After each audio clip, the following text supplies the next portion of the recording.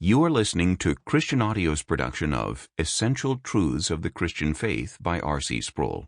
This book is read by Bob Souer. This audio recording was produced in 2017 by Christian Audio, which owns the copyright. No portion of this recording may be reproduced for any reason without prior written consent from Christian Audio.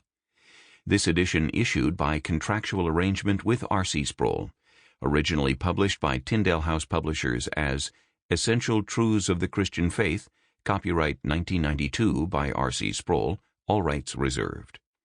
Please visit christianaudio.com, facebook.com/christianaudio, or twitter.com/christianaudio to offer your impressions of this work and to explore additional titles. Preface. Orlando, July 1992. Every Christian is a theologian. We are always engaged in the activity of learning about the things of God.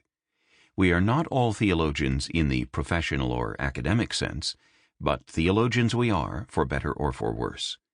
The "for worse" is no small matter. 2 Peter warns that heresies are destructive to the people of God and are blasphemies committed against God. They are destructive because theology touches every dimension of our lives. The Bible declares that as a man thinks in his heart, so is he. This declaration sounds strange. It is almost as if the biblical writer blunders. He seems to confuse the mind and the heart. We normally associate thought with the brain and feelings with the heart. So what does it mean to say a man thinks in his heart? The phrase "to think in the heart" refers to thoughtful reflection. Many ideas are briefly entertained by the mind without ever penetrating the heart. Those ideas that do grasp us in our innermost parts, however, are the ideas that shape our lives. We are what we think. When our thoughts are corrupted, our lives follow suit.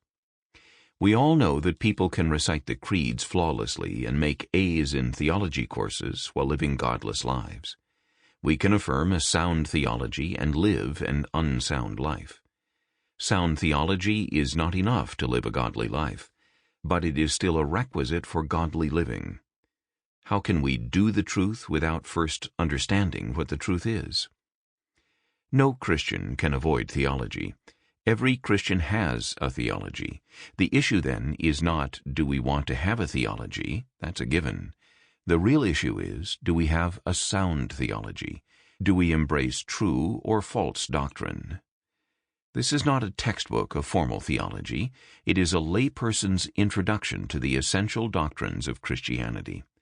To understand the Bible's message, we must first understand the concepts by which the message is set forth.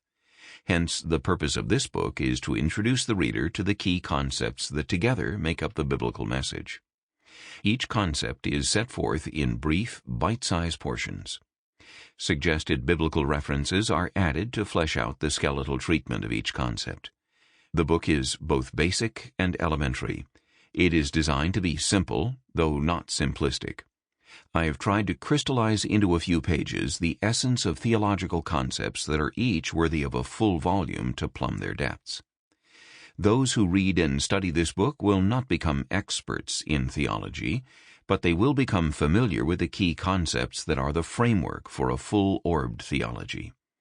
It is my hope that those who read this book will be provoked into a deeper study of theology, which is a lifelong enterprise. My thanks to Wendell Hawley of Tyndale House for suggesting this work, to Donna Mack for preparing the manuscript, to David Freeland for helping with the graphics, and to my son R.C. for his editorial skill. Introduction.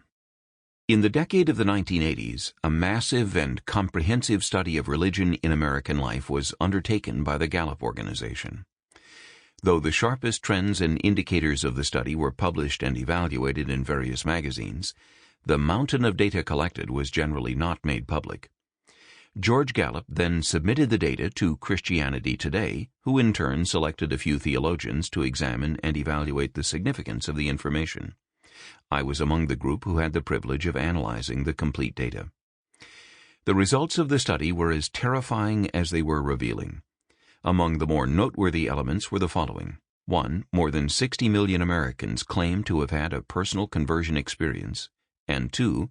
An extraordinarily high Sample complete. Ready to continue?